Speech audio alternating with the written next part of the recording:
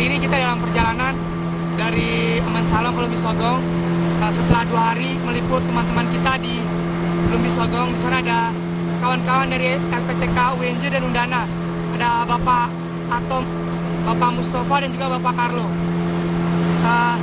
Banyak perubahan perilaku, khususnya dari pribadi kami, peserta SM3T setelah hampir 4 bulan ini menjalani pengabdian di pelosok negeri.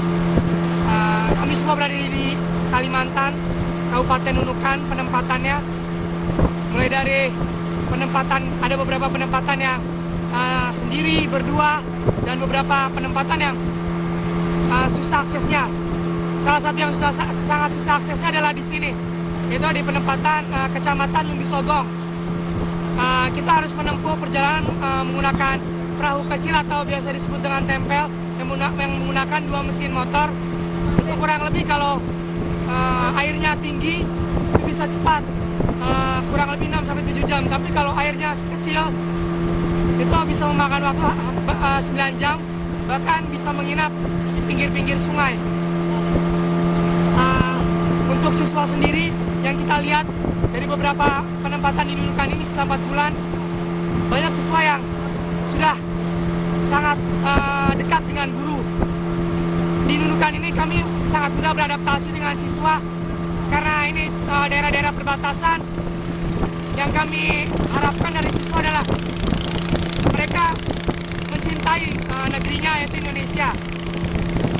Untuk sosial masyarakat sendiri, banyak hal yang kami temui di sini. Di sini di Kalimantan ini tepatnya merupakan suku Dayak terbanyak di Kalimantan kan. Ada beberapa macam suku Dayak. Dayak sendiri terbagi dalam sub-sub bagiannya, sub-sub sukunya. Dan kebanyakan juga beragama non-muslim. Masyarakat sangat peduli terhadap kita. Misalnya dalam kehidupan sehari-hari, masyarakat membantu baik dalam kebutuhan pokok, sungai, karena di Kalimantan ini dipisahkan oleh banyak sungai-sungai. Banyak siswa-siswa masyarakat yang sering sekali memberikan hasil-hasil sumber daya sungainya kepada kami, seperti udang, ikan. Lalu pertaniannya juga di sini cukup maju, sayur-sayur biasa orang tua siswa berikan kepada kami. Mereka sangat bangga terhadap SM3T, bahkan mereka mengatakan tidak cukup kalau hanya 1 tahun 2 tahun di sini, kalau bisa sampai 5 tahun di sini. Tapi untuk SM3T sendiri sangat diharapkan ke depannya, bahkan sekolah-sekolah di Lumbi Sogong itu meminta 5 atau bahkan 6 guru di sini. Untuk perbaikan SM3T ke depannya, khususnya di Kabupaten Nunukan, kabupaten kami, yang sangat diperlukan adalah kerjasama yang baik antara LPTK dan juga Dinas Pendidikan. Ketika terjadi kerjasama yang baik antara LPTK sebagai penyalur para peserta SM3T dengan Dinas Pendidikan setempat, akan terjadi kecocokan juga dalam penempatan. Karena yang kami lihat sejauh ini banyak penempatan yang kurang baik. Alurnya seperti ini, misalnya dari LPTK memberikan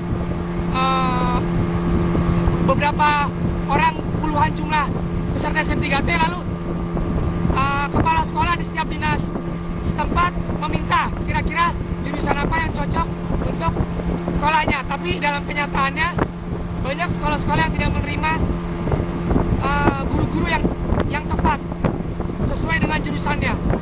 Untuk hal merangkap, memang kami sudah dilatih untuk biasa merangkap pelajaran 4-5 pelajaran. Ya, untuk rekomendasi kami, satu, adanya kerjasama yang baik antara LPTK sebagai penyelenggara dengan Dinas Pendidikan setempat, lalu kepanjangan dari desa-desa itu PTD-nya lahir kepala sekolahnya. Jadi ketika 4 komponen itu bekerja sama, saya rasa SM3T ke depannya akan lebih maksimal dalam hal produktivitas kami. Karena 1 tahun itu ternyata bukan waktu yang cepat. 1 tahun kita harus dituntut untuk beradaptasi dengan cepat, belum lagi dengan masyarakatnya. Jadi ketika penempatannya sudah tepat, kita akan lebih cepat beradaptasi dan tentunya hasilnya akan lebih maksimal di penempatan.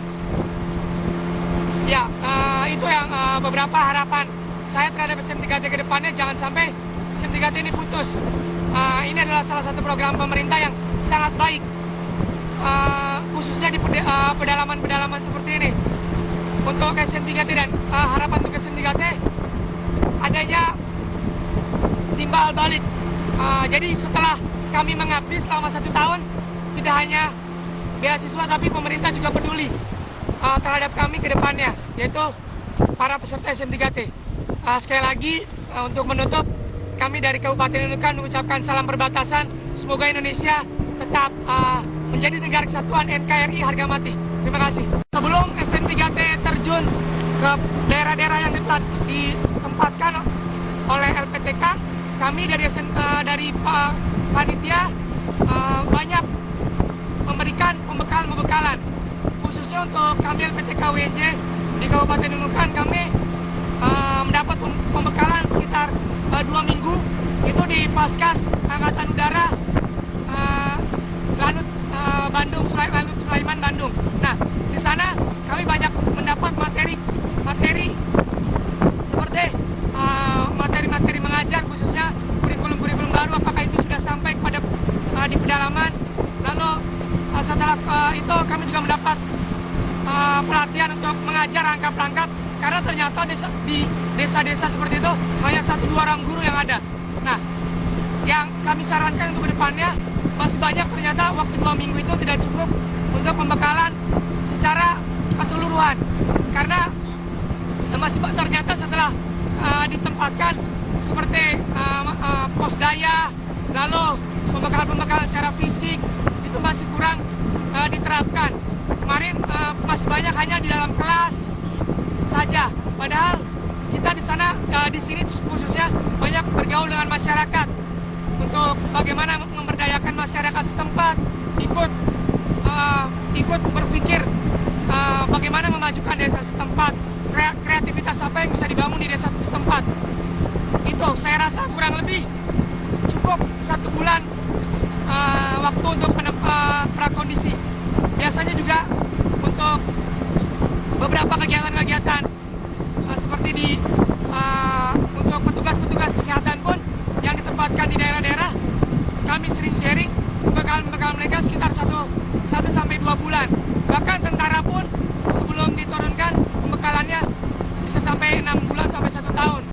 Itu tentara, apalagi kami yang masyarakat sipil, khususnya guru yang ditempatkan di daerah seperti ini. Kalau hanya 2 minggu memang saya rasa kurang.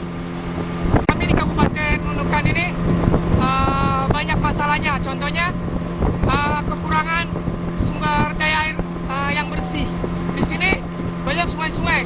Kita kalaupun ingin mendapatkan yang bersih, kita harus menunggu adanya air hujan.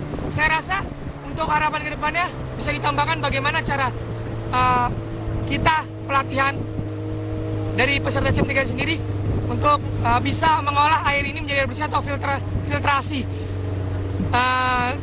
Itu bisa akan sangat berguna ditempatkan di penempatan Kabupaten Nunukan ini yang banyak masyarakatnya masih menggunakan air sungai.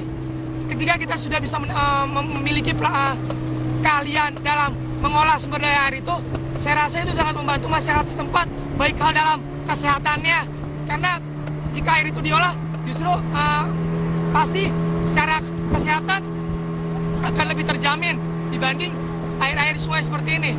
Menunggu air hujan pun untuk di daerah Kalimantan Kabupaten Nunukan ini tidak bisa ditentukan. Bahkan belum lama ini 2 minggu, 3 minggu yang lalu kita pernah hampir 3 minggu tidak hujan.